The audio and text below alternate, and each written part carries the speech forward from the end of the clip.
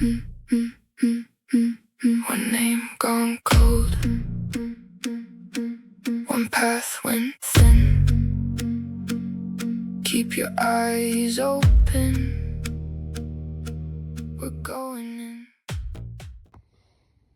In the vast deserts of New Mexico, secrets can remain buried for decades.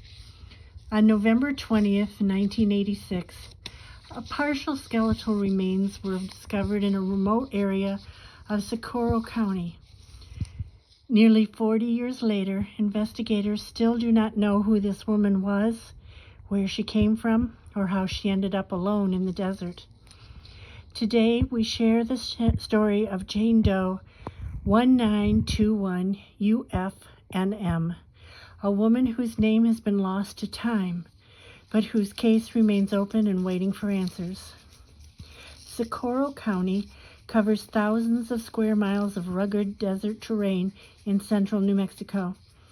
On November 20th, 1986, human remains were found along State Road 52, approximately 11 miles south of U.S. Highway 60. The area was isolated and sparsely traveled, surrounded by miles of open desert. Investigators determined that the remains belonged to a woman, but decomposition and the condition of the remains made identification extremely difficult. No identification was found at the scene. No one came forward to claim her, and despite decades of investigation, she remains unknown.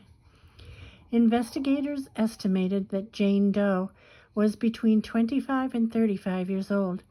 She stood approximately 5 feet to 5 feet 3 inches tall. Due to the condition of the remains, authorities could not determine details such as hair color or eye color with any certainty. Her ancestry could not be conclusively established.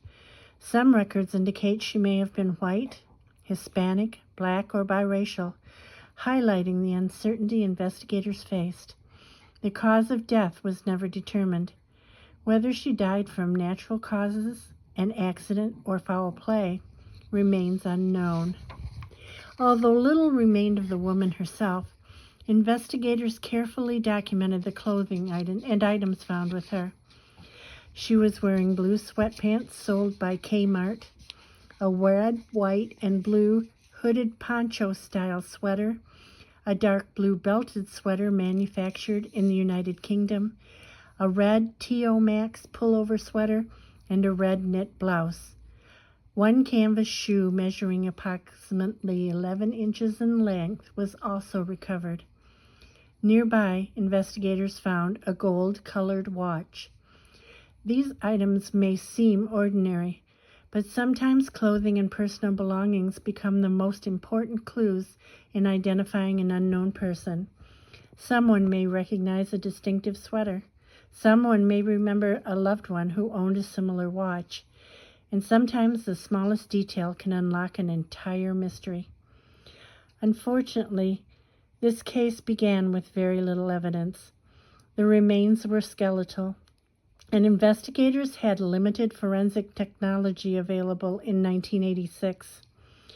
Over the years, advances in DNA analysis have helped identify countless Jane and John Does across the United States, giving hope that this woman may one day receive her name back. Today, her case remains listed in national unidentified persons databases, allowing investigators and the public to compare missing persons reports with the available evidence. Yet despite these efforts, no confirmed match has ever been announced. Jane Doe, 1921 UFM, was more than a case number. She was a daughter, possibly a sister, perhaps a friend, a mother, or someone who was deeply missed. Somewhere there may still be unanswered questions about a woman who disappeared decades ago and never returned home. If you recognize any details from this case, or believe you may have information that could help investigators, please contact the office and investigators listed below in the description box or submit a tip through nameless. Every identified person deserves their name. Every family deserves answers. And until that day comes, Jane Doe 1921 UFNM remains one of the many voices left behind.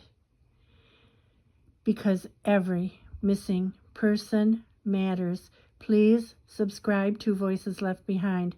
Like, comment, and above all, share. Thank you for watching.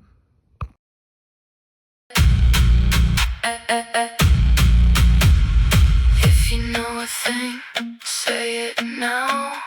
One small truth can